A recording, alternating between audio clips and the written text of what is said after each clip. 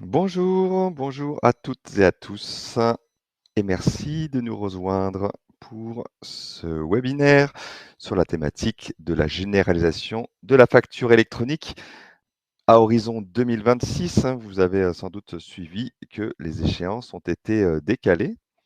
Je suis Aymeric Martin, je suis consultant chez Hello Digital Office, donc éditeur d'une solution d'ECM, workflow et de dématérialisation de factures. Et je serai accompagné pour la séance de questions-réponses de fin de session par Christopher Van Dorn. Comment va se dérouler la session? D'abord, une première phase de présentation pour justement aborder la thématique et l'angle que nous avons retenu aujourd'hui est celui de la pertinence et la valeur ajoutée d'avoir un OD, donc opérateur de dématérialisation, combiné soit au PPF ou à une PDP, puisque c'est une question qui revient souvent. Alors les 3 sigles, qu'on va bien sûr, expliciter, pendant cette présentation, voilà, sont vraiment l'objet de beaucoup de questions et beaucoup d'interrogations de la part de toutes les entreprises qui se préparent, à la réforme. Donc l'idée, c'est pas de ne pas faire comme on a pu faire auparavant, de vraiment représenter la réforme dans son intégralité, mais d'insister sur, cette question et peut-être, à titre d'exemple, et bien, de montrer le rôle que Hello souhaite jouer, dans ce cadre. L'enchaînement et l'agenda de cette session. Donc l'introduction, est révolue. Nous allons nous attarder sur les terminologies introduites par la réforme et repréciser bien sûr les échéances, et le rythme auquel elle sera mise en place. Ensuite, focus sur les acteurs PPF, PDP et OD en, hem s'attardant sur les spécificités de l'opérateur de dématérialisation. Donc pour bien illustrer ceci, nous détaillerons le positionnement des lots dans le cadre de cette réforme et il y aura également une démonstration dans laquelle vous pourrez voir des écrans, des fonctionnements basés sur le fonctionnement actuel des lots et sur son fonctionnement futur. Ensuite, une phase de questions-réponses. Vous pouvez bien entendu d'ores et déjà poser des questions via l'interface de ce webinaire et nous y répondrons en fin de session. Bien sûr, selon le temps imparti, selon leur spécificité, il y aura soit une réponse, bien sûr, tous collective, ou bien, de toute façon, nous recontacterons les personnes qui nous auront posé des questions non répondues au cours de la session. Alors, petit point sur les termes et les échéances introduits par la réforme. Alors voici 4 termes également qu'on entend souvent. Donc tout d'abord, on va commencer par l'e-invoicing. L'e-invoicing, c'est à proprement parler les transactions de factures B2B, donc domestiques, c'est-à-dire entre entreprises donc françaises. Et donc, il y a un format d'échange de factures électroniques, enfin plusieurs qui ont été définis et qui, en plus, donc, hormis le fait que les entreprises vont émettre des factures et les recevoir par ce biais, et bien sûr, la finalité, c'est aussi que l'administration voit passer ce flux e-invoicing. Ensuite, à des fins bien sûr de suivi de l'activité, eh bien, l'administration souhaitait également être au courant des, dans le processus facture du statut, donc des factures électroniques. Donc c'est bien sûr intéressant pour l'administration, mais aussi intéressant finalement pour, les entreprises qui jusque-là étaient un petit peu en aveugle, jusqu'à temps qu'elles reçoivent, le paiement. Eh bien, il y a maintenant des statuts qui vont pouvoir s'échanger entre entreprises. Alors, il y a des statuts obligatoires, des statuts recommandés et des statuts, facultatifs. Néanmoins, c'est, tout de même, une avancée et d'avoir cet enrichissement de l'information. Terme peut-être moins connu, le e-reporting. Donc, ce sont les données relatives aux autres transactions, c'est-à-dire qui concernent globalement les échanges avec, l'international et les ventes en direction du consommateur. Alors quand on parle de l'international, il faut juste savoir que l'importation de biens en dehors de l'Union européenne est hors périmètre, puisqu'elle est repérée et détectée par les douanes à l'entrée sur le territoire. Donc le reporting, c'est vraiment transmettre des informations vers l'administration et heu eh bien, il y a aussi effectivement du e-reporting de paiement et donc le fournisseur transmet également électroniquement les informations de paiement reçues sur les ventes de prestations de services.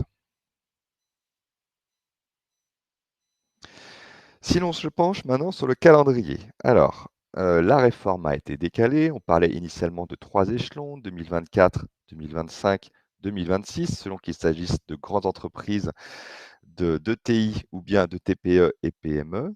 Maintenant, il y a seulement 2 jalons. Donc 1er septembre 2026 seront concernées les grandes entreprises et les établissements de taille intermédiaire, donc avec les caractéristiques qui sont indiquées non seulement à l'émission des factures, mais également à la réception des factures. Dans un deuxième temps, donc au 1er septembre 2027, les donc petites structures devront également émettre leurs factures dans les formats, du SOC, donc le format prévu par la loi. Par contre, effectivement, je redis qu'au 1er septembre 2026, tout le monde doit être en mesure de réceptionner une facture électronique. Alors on peut se poser la question et c'est vrai que c'est, juste avoir ça en tête, hein, heu, finalement, qu'adviendra-t-il des factures telles qu'on les connaît aujourd'hui, papier, ou PDF? Donc bien sûr, il y a une phase transitoire lors de laquelle, eh bien, les factures PDF et papier vont perdurer, donc pour les transactions domestiques.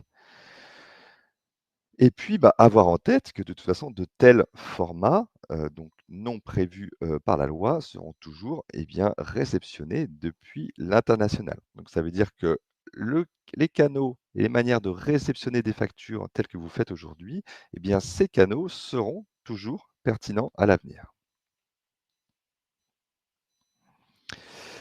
Maintenant, les acteurs, PPF, PDP et OD. Alors on commence par PPF, donc portail public de facturation.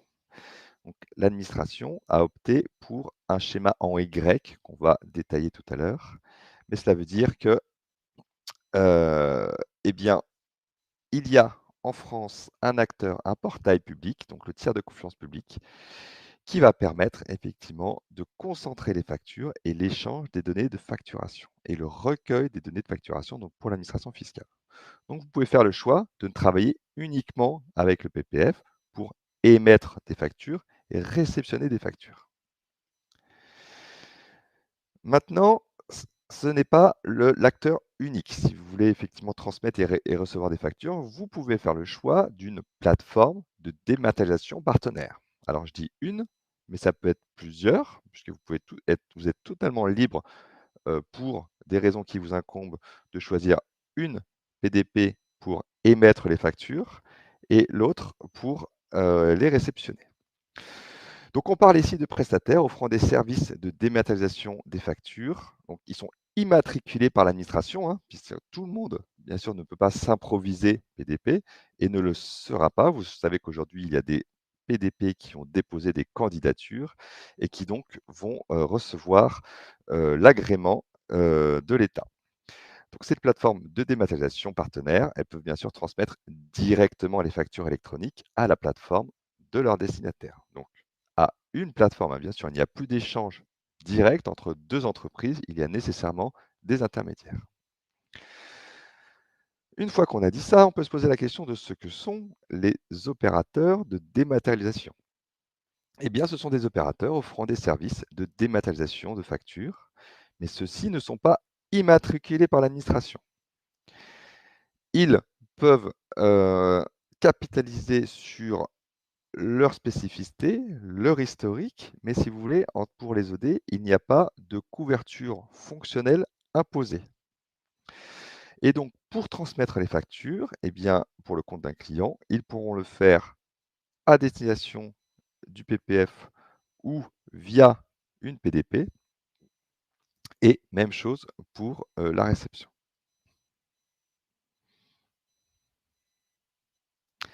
Alors voici le fameux schéma en Y.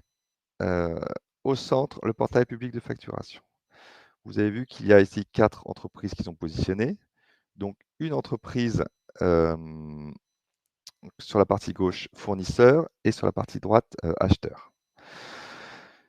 Différents circuits sont possibles, bien sûr. Passer donc le circuit horizontal, donc que vous voyez sur la partie basse, donc effectivement 2 entreprises qui auraient fait le choix de travailler avec le PPF. On peut également, lorsqu'on travaille en émission avec le PPF, et bien sûr adresser toute autre entreprise qui aurait fait le choix d'une PDP. Et inversement, une entreprise peut faire le choix de travailler en émission avec une PDP et bien sûr, faire en sorte que la facture qu'elle émet arrive à une entreprise qui, elle, serait connectée au PPF. Dernière possibilité, le chemin vers le haut qui finalement, a été pensé pour, hem, eh bien, tirer parti de flux factures déjà en place, et quand je parle de flux factures, je pense notamment à l'EDI. Donc depuis, de nombreuses années maintenant, les entreprises peuvent s'échanger des données de facturation. C'est ce qu'on appelle de l'EDI, avec des formats bien qui existent et qui sont courants, répandus en France. Citons notamment Edifact. Ce format Edifact n'a pas été retenu, par l'administration comme étant un format standard. Néanmoins, 2 entreprises peuvent continuer à exploiter ce flux si chacune d'elles, bien sûr, travaille avec, une PDP. Les opérateurs de dématérialisation là-dessus ne sont vous voyez qu'ils ne sont pas au centre du schéma, et pour cause, ils sont vraiment impliqués dans le métier de l'entreprise. Donc ils sont au plus près de l'entreprise, et la plupart, dirons-nous, sont déjà en place et fournissent déjà des services, heu et représentent déjà des solutions auprès des entreprises. C'est ce que nous allons voir, maintenant. Avant cela, et en également, en ayant, à l'esprit que, eh bien, vous êtes déjà familiarisés avec la réforme, eh bien, nous souhaitions, lancer un sondage via la plateforme Webikeo. Donc c'est effectivement, dans l'onglet «Sondages». La formulation est la suivante: «Dans le cadre de la réforme de la facturation électronique, envisagez-vous, au moment où l'on parle, pour l'envoi et la réception des factures, d'utiliser le portail public de facturation, de recourir à une plateforme privée, ou bien peut-être que votre choix n'est pas encore fait, auquel cas vous pouvez choisir donc de décider ultérieurement». Donc le sondage va être lancé par Christopher. Vous avez 1 minute pour y répondre. Nous avons 1 minute bien sûr pour réceptionner, bien vos réponses, et en fin de session, à l'occasion des questions-réponses, eh bien nous vous présenterons, les résultats ou nous les commenterons.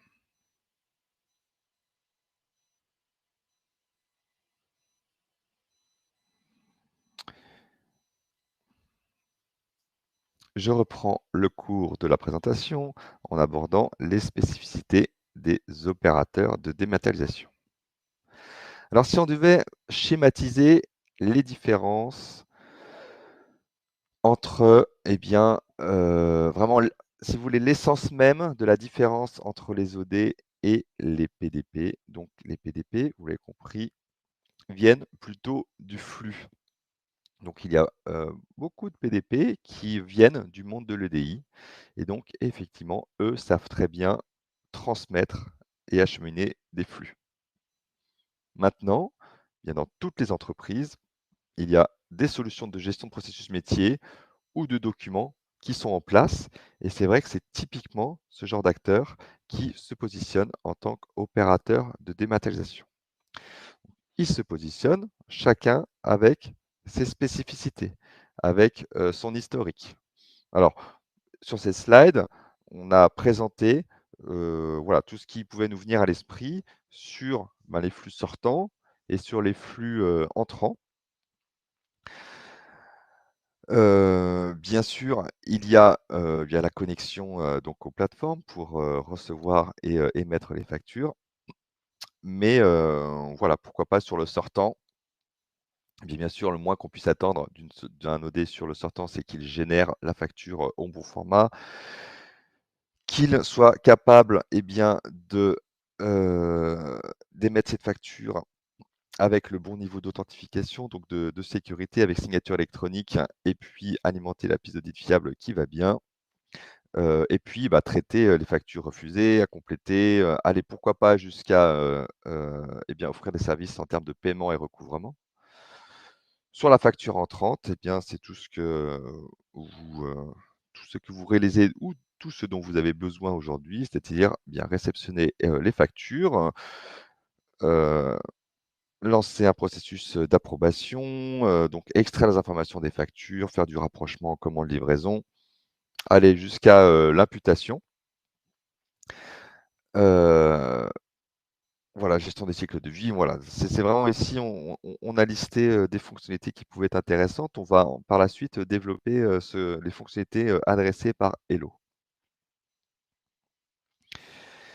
Donc Hello, nous sommes éditeurs, de solutions. Nous sommes, présents, bien sûr, on va dire, très fortement présents en Europe et présents, dans le monde. Présents en France, principalement sur le métier de la facture et de la facture entrante. Donc, fort de notre expérience, souhaitons nous positionner en tant qu'opérateur de dématérialisation sur la partie facture fournisseur, donc facture entrante, que ce soit en lien avec le PPF ou bien avec des PDP. Ça veut dire qu'Hello, eh bien, en fait, aujourd'hui est déjà, et nous allons l'illustrer dans la démonstration qui suit, une solution qui traite les factures, alors papier, PDF, bien sûr. Demain, e-invoicing, donc pour les factures, domestiques. Et puis, si jamais Hello est en connexion avec une PDP, donc nous serons capables également de réceptionner, donc par l'intermédiaire de la PDP, les flux, EDI et donc, de les faire converger vers votre solution de comptabilité. Et puis, si la PDP va même jusqu'à, offrir des services, de réception de factures électroniques internationales, c'est-à-dire à des formats autres que ceux, choisis en France, eh bien, heu, de telles factures pourraient également, bien sûr, converger et rejoindre votre système.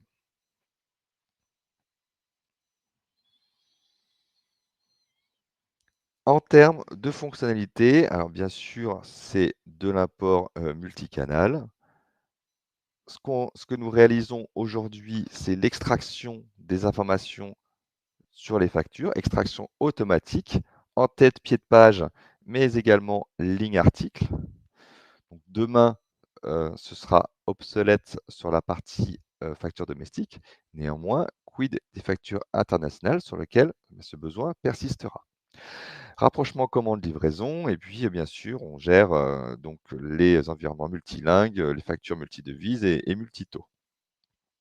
Ensuite, heu, peut être enclenché un processus d'approbation, donc soit manuel avec, effectivement des personnes qui interviennent pour valider le bien-fondé d'une facture ou bien soit automatique s'il y a des règles claires, si on a une commande qui est identifiée, si les montants, correspondent, il y a certaines règles pour lesquelles on peut s'autoriser, une validation automatique de la facture.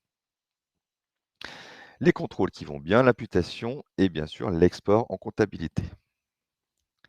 Ce qui est intéressant de retenir, c'est que Hello, dans son ADN, est une plateforme de GED workflow, donc à vocation généraliste. Ça veut dire que si vous faites le choix d'Hello, vous avez non seulement une solution de dématérialisation de factures, mais également vous pourrez aborder d'autres sujets, d'autres flux de l'entreprise. Pourquoi pas demain du contrat, des ressources humaines ou tout type de documents.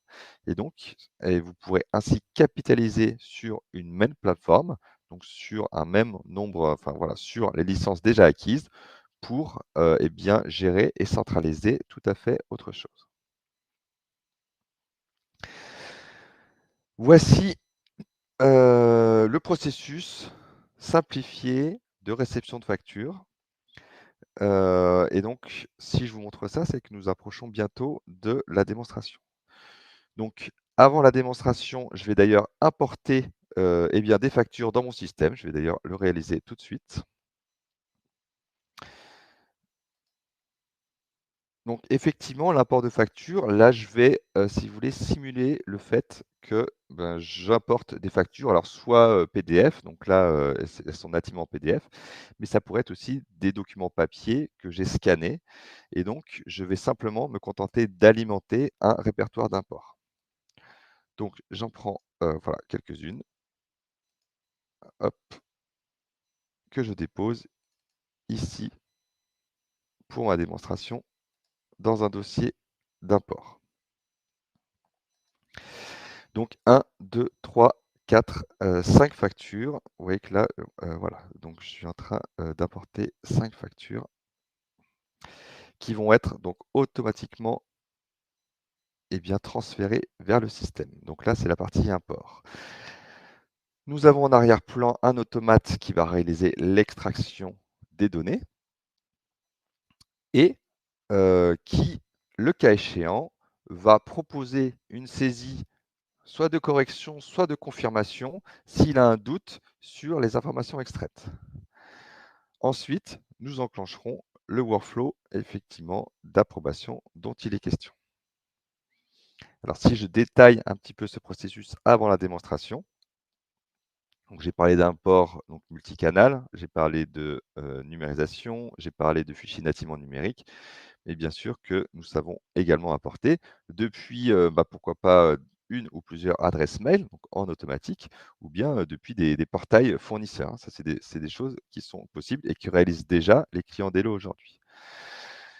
L'extraction automatique en arrière-plan, ce que je n'ai pas mentionné jusqu'à présent, c'est qu'il y avait un apprentissage. Ça veut dire que alors déjà, lorsque vous recevez une première facture d'un premier fournisseur, eh bien, de toute façon, la solution est suffisamment entraînée pour extraire, donc identifier le fournisseur en lien avec votre base fournisseur et extraire des informations. Et puis, si à la marge, il lui manque quelques champs, comme je l'ai dit, vous allez pouvoir les saisir. Et cette saisie va alimenter une base de connaissances, de telle sorte que, à terme, vous n'aurez plus de saisie à effectuer sur les factures de ce fournisseur. Donc, on n'est pas du tout sur de la technologie, bien sûr, vieillissante qui serait de recourir à des modèles, mais c'est vraiment de l'apprentissage et puis ni plus ni moins que de l'intelligence artificielle sur cette partie. Je reviendrai par la suite sur le processus. Allons effectivement voir les factures que j'ai importées. Donc mon dossier d'import est vide. Je peux désormais fermer ces interfaces puisque je n'en ai plus besoin et aller voir où en sont mes factures importées. Donc je vais me connecter à la solution. Je me connecte ici dans le cas de cette démonstration via login mot de passe. En pratique, l'authentification découle eh bien, la session Windows active. Simplement, comme je vais adopter plusieurs rôles au cours de ces démonstrations, eh bien, je m'authentifie nominément. Je vais donc arriver sur la page d'accueil Hello. La page d'accueil que vous allez voir est la même, quelle que soit l'interface d'Hello que vous utilisez, que ce soit l'interface web ou bien, pourquoi pas, les interfaces mobiles. Donc, vous avez toujours cette même disposition, cette même notion de tuiles que vous voyez ici sur la partie gauche. Alors, les tuiles, ce sont des accès, on va dire, personnalisés à des fonctionnalités récurrentes. Donc, c'est une partie des tuiles qui vont être déployées, donc en centralisé vers telle ou telle population d'utilisateurs, et une autre partie qui peut être à l'initiative de l'utilisateur. Alors ça peut être accès bien à voilà l'espace de recherche, aux tâches que l'on a à accomplir, à des tableaux de bord, accès au plan de classement, accès à des dossiers que l'on consulte régulièrement. Bref, autant de choses qui peuvent être paramétrées donc, et mises à disposition ici. Sur la partie centrale, c'est ce qu'on appelle le fil d'actualité et donc c'est, une rubrique qui, dispense pour les utilisateurs des informations pertinentes. Alors soit des commentaires laissés par d'autres utilisateurs, donc à leur attention, soit, et c'est le plus souvent dans cette, situation que c'est exploité, des, traces automatiques laissées par les processus lorsqu'ils franchissent telle ou telle étape. Hem, Ici, je vais par exemple aller voir donc mon arborescence facture et aller voir les factures que j'ai à traiter. Donc sur ces factures, vous constatez qu'effectivement j'ai importé, donc on retrouve les 5 factures que j'ai importées, plus 2 qui étaient présentes précédemment et 2 factures en, orange. Alors que signifie ce code couleur? C'est que vous voyez que sur les 5 factures que j'ai importées, en fait, il y a 2 factures qui ont directement rejoint Hello et pour lesquelles le processus d'approbation est prêt à être entamé. Donc par exemple, si je clique sur l'une d'elles, on va voir que les informations effectivement ont bien été identifiées. Et les factures en orange, donc là, nous allons voir que les informations sont vides. C'est parce qu'effectivement, elles, nécessitent l'intervention d'une personne qui va, eh bien, faire cette saisie, que j'ai, évoquée de confirmation ou de correction. Je me rends donc dans mon interface, dite de vérification. Voici mes 2 factures. Je vais prendre la première.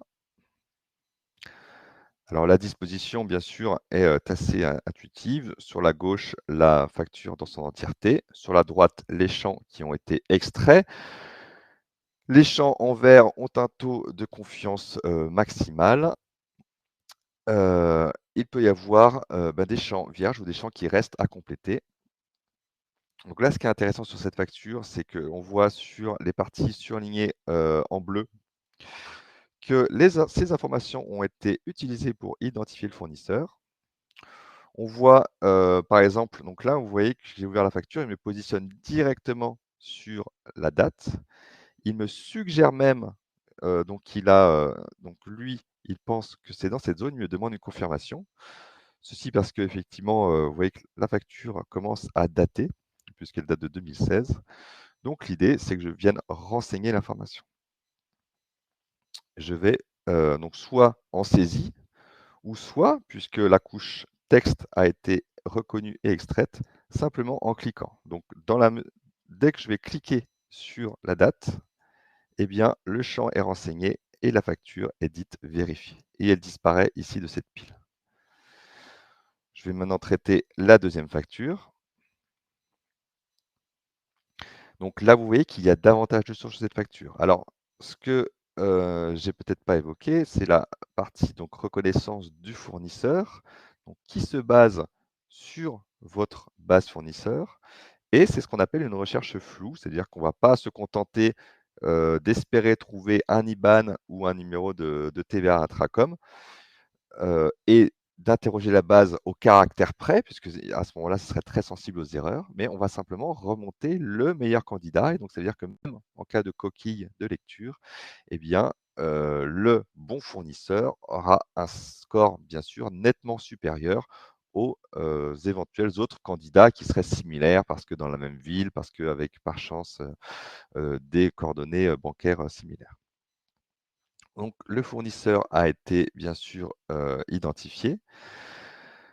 Cette fois-ci, c'est la date qui n'a pas été reconnue et pour cause. Vous voyez que donc là, ce que je vous présente, c'est des factures qui ont été scannées et donc à l'impression, malheureusement, le trait de facture est venu, perturber la bonne lisibilité des caractères. Donc je me contente ici de saisir la date et avant de valider ma facture, j'attire également votre attention sur le fait que ici, donc c'était une facture sujette à commande, donc une facture d'achat. Et donc, on a pu, pour ce fournisseur, eh bien, interroger la base commande et de commande en cours. Et donc, non seulement identifier le numéro de commande. Alors, on peut se satisfaire de ça, hein. Vous avez des clients chez lesquels c'est l'information qu'ils souhaitent. Voire effectivement remonter, eh bien, les lignes, depuis l'ERP. Ça permet de cette manière de comparer, eh bien, ce qui figure sur la facture de ce qui était attendu dans mon système. Je valide ce champ et j'en ai fini avec cette étape. Je reviens, dans Hello et donc maintenant nous allons nous pencher sur le, processus d'approbation. Avec une première étape dans laquelle, ici en démonstration, nous allons orienter le processus vers un approbateur. On va faire de l'approbation simple, hein. Sachez que l'approbation, bien sûr, par ligne et conditionnelle est possible. Avant, eh bien, que la comptabilité, eh bien, récupère la facture et puisse, déclencher, eh bien, la création du bon à payer et le paiement et bien sûr l'export des données en comptabilité. Donc dans le cas de la démonstration, on va illustrer simplement les 2 premières étapes. Bien sûr qu'à tout moment, il y a tout ce qu'il faut, comme je le disais, pour soit complexifier le workflow ou soit, bien, mettre une facture, en rejet, ou simplement en attente de vérification.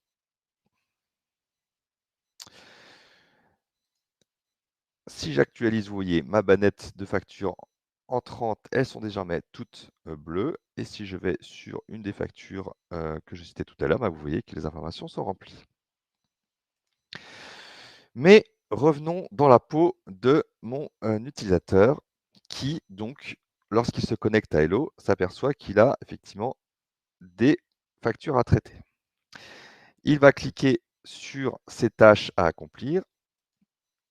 Si c'est un utilisateur occasionnel, donc comme ce sera le cas de l'approbateur, eh bien cet approbateur recevra une notification email, ce qui est bien sûr plus rassurant. Alors, je vais aller vite, alors ce qui est intéressant quand même de souligner, c'est que parmi les factures, qu'on a réceptionnées, donc que vous n'avez pas encore vues à l'écran, il y avait celles qui ont été entièrement reconnues, donc par exemple, c'est le cas, de celle-ci. Donc, sur lesquelles on a effectué cette étape d'extraction automatique. Et puis, j'en ai une autre et c'est intéressant, voilà, qui elle alors peut-être cette facture vous êtes familière, en fait, c'est une facture au format FactureX. Donc ça veut dire FactureX, ce sont des factures qui, en elles-mêmes, contiennent dans un XML compagnon les données. Donc ça veut dire qu'il est a priori ou il peut être inutile d'exécuter une étape de reconnaissance automatique. Et donc cette facture, bien sûr, file tout droit en direction de mon système de jet de workflow et les informations ont été extraites automatiquement. Alors, je vais choisir une des factures que nous avions vues. Voilà, par exemple celle-ci. Alors pourquoi le formulaire que vous voyez ici est-il grisé? C'est parce que c'est une tâche qui est donc assignée à plusieurs utilisateurs. Chacun d'entre eux pourrait traiter cette tâche et bien sûr, dès l'instant qu'il le fait, elle disparaît de la bannette des tâches à accomplir des autres. Donc je vais me livrer donc je décide en tant que Christophe Bouvier d'accepter le processus. Lorsque je fais ça, j'ai accès à mon formulaire qui me permet de consulter les informations de la facture. Alors c'est une présentation, vous voyez, plus, on va dire user-friendly que la présentation précédente. Je vais d'ailleurs maximiser ici mon écran, mon navigateur, avec les données d'en-tête, les données de pied de page et on verra sur la facture, sujette à commande, pourquoi pas les lignes articles. Vous avez même ici un avertissement comme quoi il s'agit d'un doublon. Quoi de plus normal puisque c'est ma facture de démonstration que j'utilise de manière récurrente. Néanmoins, c'est plutôt rassurant de savoir que si, bah, d'une manière ou d'une autre, plusieurs personnes ont alimenté le système avec une facture identique, eh bien, vous le détecterez et puisque bien sûr, ce qu'on veut éviter, c'est que de tels doublons aillent jusqu'au paiement.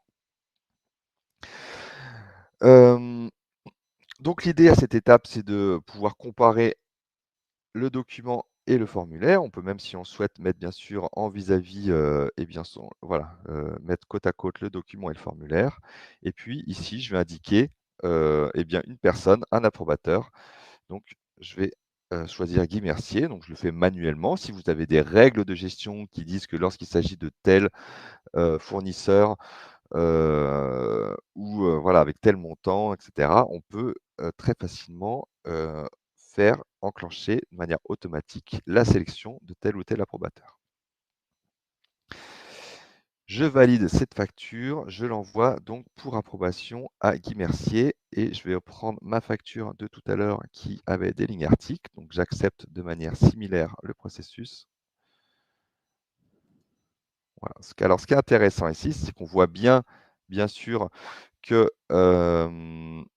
les numéros de commande ont été remontés et on pourrait tout à fait également charger, les articles depuis, la base de commande et donc ainsi peut-être comparer les réceptions avec ce qui figure sur la facture et enclencher, l'action qui va bien en cas d'écart, voilà, puisque sur la pied de page, effectivement, on compare le montant de la facture théorique avec la somme, des lignes articles.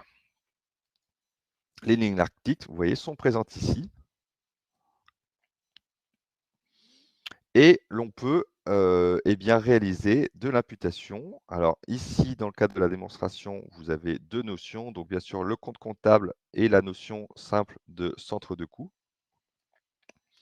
Mais, sachez bien sûr que si vous avez plusieurs axes analytiques, eh bien, il suffit, en paramétrage de répliquer la colonne et de prévoir autant d'axes analytiques dont que vous avez besoin. Hem, je vais également orienter cette facture vers Guy Mercier pour approbation.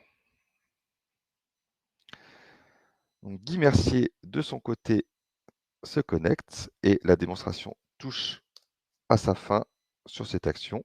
Hein, comme je l'ai dit, soit il se connecte spontanément, soit, donc, de manière beaucoup plus probable, il aura reçu une notification email. Et donc, lorsqu'il va dans les tâches à accomplir, il va retrouver eh bien, les 2 factures récentes. Vous voyez ici donc FIBA et Pinosso, sur lesquelles il va pouvoir intervenir, qu'il va pouvoir bien sûr donc analyser, toujours avec la même logique, le document, le formulaire. Si nécessaire, s'il y a une erreur d'approbateur ou s'il a besoin de solliciter donc un collègue, il peut le faire donc via cette interface. Il peut, eh bien, à son niveau, renseigner des informations analytiques. Vous voyez par contre qu'il a une présentation beaucoup plus simple. Le formulaire qui est présenté est beaucoup plus simple et ne concerne vraiment que les champs, qui l'intéressent. Ce qui est intéressant aussi, c'est que le fil d'actualité, donc là, vous avez une traçabilité qui se met en place sur la facture. Donc là, je vais approuver donc mes 2 factures. Ça veut dire que lorsque demain, on va rechercher une facture, eh bien, on saura à quelle étape du processus elle est ou par quelle étape elle est passée. Mon utilisateur initial, eh bien, si je mets à jour sa page d'accueil,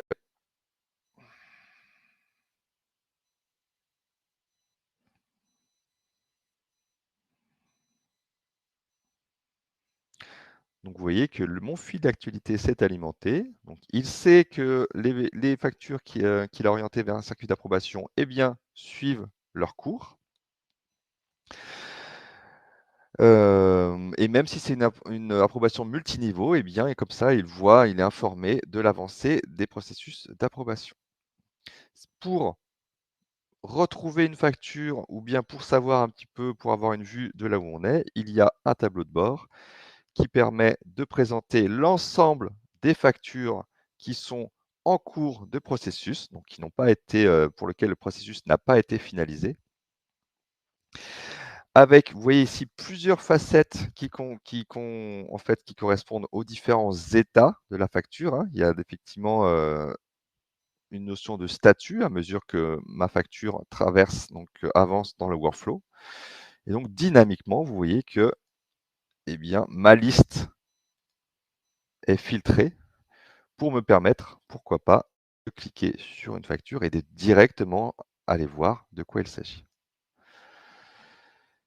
Pour la partie tableau de bord, et bien sûr, il y a évidemment une partie recherche dans laquelle on pourrait très facilement vouloir rechercher une facture entrante, voilà, et spécifier. Alors, vous voyez, ce qui est intéressant dans la recherche, c'est qu'il me propose de lui-même ce qu'on appelle des facettes, donc un peu à la manière d'un site de e-commerce, mais qu'on pourrait bien sûr rentrer soi-même le montant et se constituer son masque de recherche qu'on pourrait ensuite rappeler en sauvegardant un favori de recherche.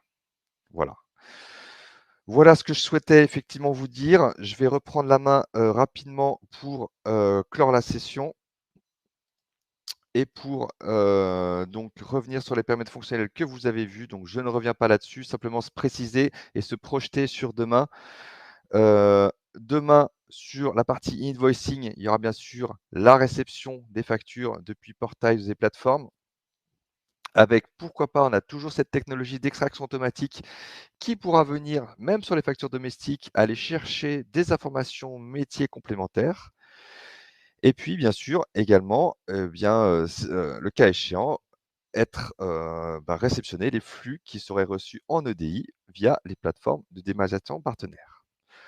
Le reporting, eh bien, ça concerne a priori dans notre secteur les transactions internationales. Donc, l'idée, c'est de pouvoir générer les éléments de reporting à destination de PPF et PDP. Et puis, sur le e-reporting, donc on l'a dit, concerne les factures internationales qui, elles, ne sont pas forcément aux normes et avec forcément les données attendues par l'administration française. Et donc, il y aura fatalement une étape de contrôle de conformité pour les factures entrantes internationales. Ensuite, bien sûr, échange-réception des statuts du cycle de vie. On peut se limiter aux processus qui sont couverts et qui concernent Hello, c'est-à-dire la réception et l'approbation. Et pourquoi pas aller prendre en charge même les statuts eh bien, qui, eux, relèveraient de la responsabilité de.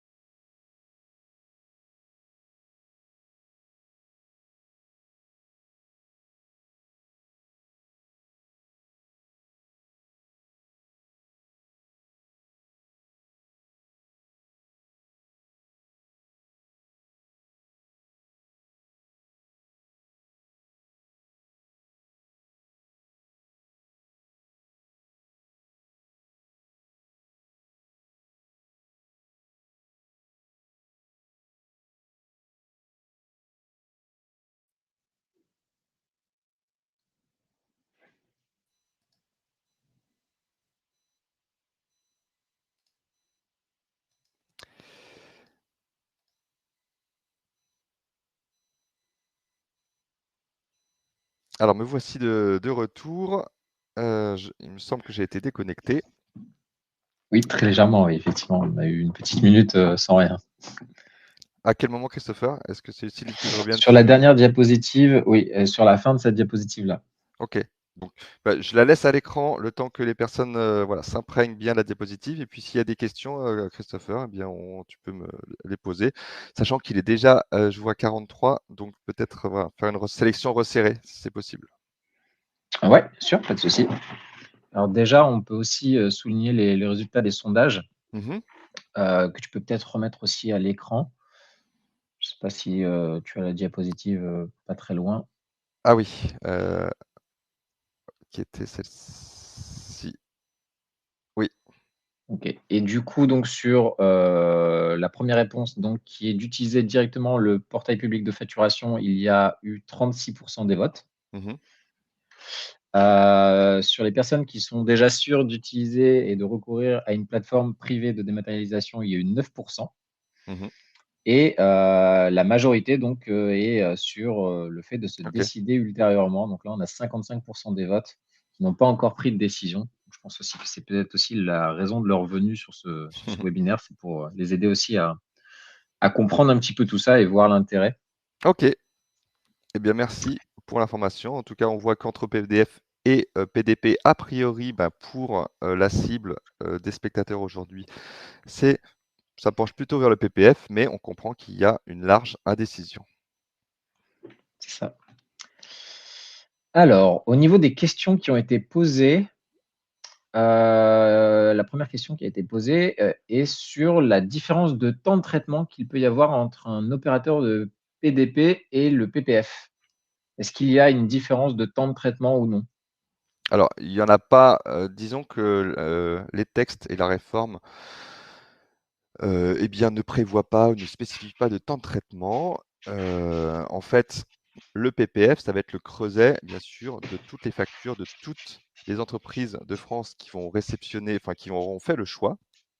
Après, le PDP, effectivement, la plateforme de dématérialisation partenaire, vous êtes le client. Donc, si vous voulez, il y aura une phase d'ajustement. Alors, en fait, ce temps de traitement, il est pensé pour être transparent et pour être quasiment immédiat, pour bien sûr la transmission des factures, hein. On ne parle pas le e-reporting, il y a des phases, il y a une périodicité, hein, mais pour la transmission des factures, effectivement, c'est pensé pour être immédiat.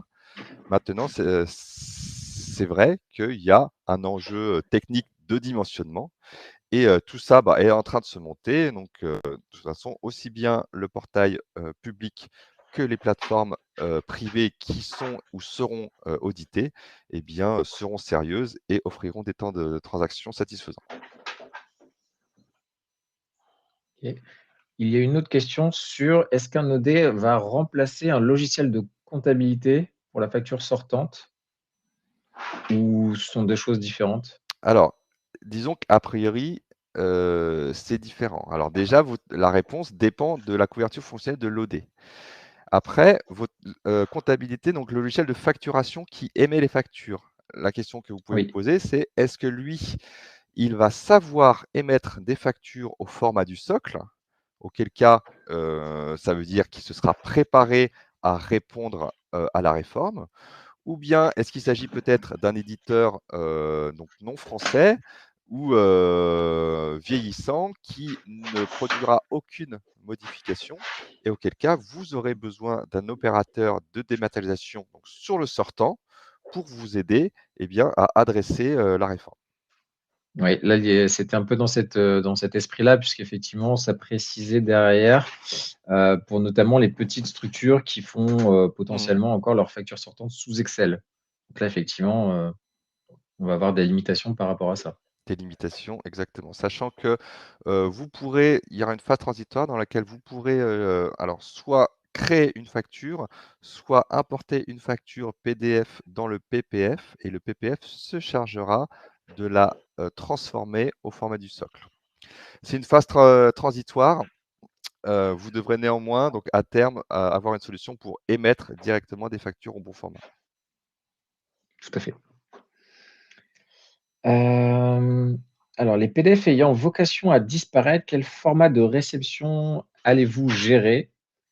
Est-ce qu'il y aura donc, en plus de FactureX, notamment aussi, avec des fichiers structurés?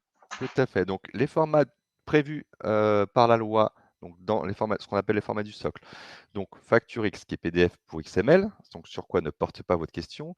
Les 2 autres formats sont de la donnée pure, donc UBL et C2I. Alors il faut savoir que lorsque en tant qu'entreprise cliente, vous avez le choix, vous pouvez donc paramétrer dans votre plateforme, que ce soit PDF ou PDP, le format auquel vous souhaitez recevoir les factures. Donc ça sera indépendant du format d'émission.